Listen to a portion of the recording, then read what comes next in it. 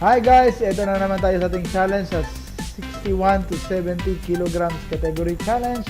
At ito ang ating third place goes to Grace Estalo Falsa with a starting weight of 63.4 kilograms and a final weight of 58.7 kilograms, average of 7.41% and a total loss weight of 4.7 kilograms. Tingnan naman si ma'am.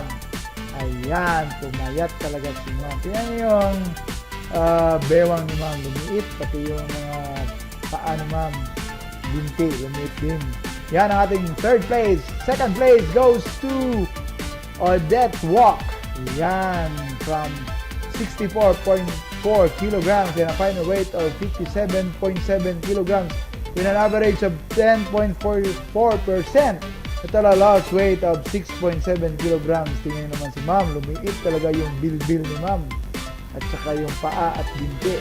Congratulations Ma'am Odette Walk and Grace, ating third and second runner-up. And at ang ating champion ay walang iba kundi si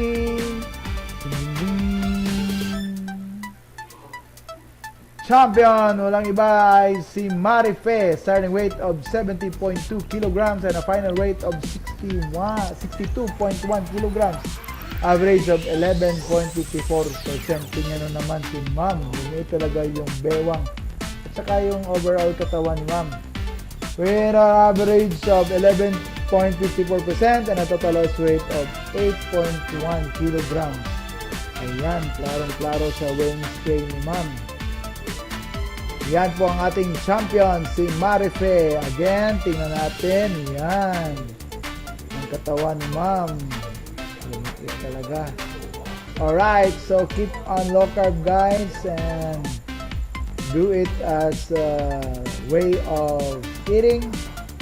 So yan na po. Congratulations sa lahat ng ating mga nanalo. And stay low carb and stay healthy. Thank you and bye-bye.